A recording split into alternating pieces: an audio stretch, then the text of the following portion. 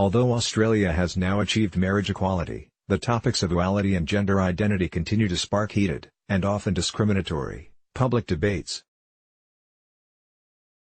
Most recently, the issues of religious freedoms and anti-discrimination laws, the Safe Schools program, and gay conversion therapy have dominated public and political discourse. Read more. In long-awaited response to Ruddock Review, the government pushes hard on religious freedom. New research has suggested that such divisive debates have the potential to harm the mental health of LGBT people. These findings come from our nationwide study conducted during the Australian Marriage Law Postal Survey in 2017. Mental health and discrimination. The mental health of LGBT people is among the poorest in Australia. According to the most recent estimates, LGBT Australians are more likely than non-LGBT Australians to be diagnosed with a mental disorder, attempt suicide and commit acts of self-harm in their lifetimes. The most common explanation for this is related to their frequent experiences with prejudice and discrimination.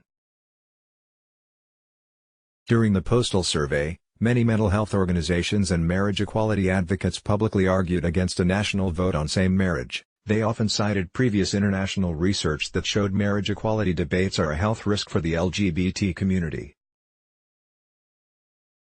To test if this would also be the case in Australia, we asked 1,305 same-attracted people from across Australia to report how often they were exposed to messages from each side of the marriage debate, as well as their current levels of depression, anxiety and stress. The opposing sides of the 2017 same-marriage debate.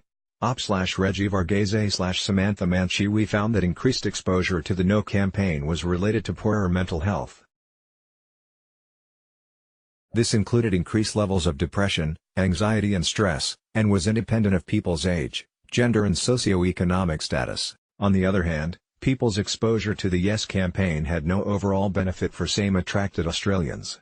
Fortunately, this was not the whole story. Social support protects mental health. We also examined an important factor that could protect the mental health of same-attracted Australians during this period. Past research has shown that feeling accepted and supported by the people around you is important for mental well-being. To test the role of social support during the marriage equality debate, we asked participants whether they believed their immediate social circles voted yes or no for same marriage. Perceiving that close family and friends voted yes for same marriage promoted acceptance and mental well-being. Op/Sam Moy. The results showed that same-attracted people who believed their close family and friends had voted in favor of marriage equality reported significantly better mental health. Support from one's immediate social circles was also found to shield against some of the harm done by the negative side of the same-marriage debate. Although we initially found that people's exposure to the Yes campaign was unrelated to their mental health, the final results painted a far more complex picture. Same-attracted people who believed they did not have support for marriage equality at home or at work actually benefited the most from these public messages of support.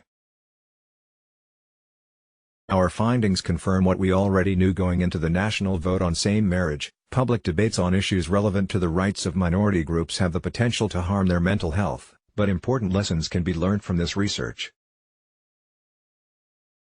Read more. 6 months after marriage equality, there's much to celebrate, and still much to do. First, as our nation continues to debate issues of equality and gender identity, we need to ensure that these discussions are conducted with care and respect. Failing to do so can have serious mental health consequences for many of Australia's most vulnerable populations.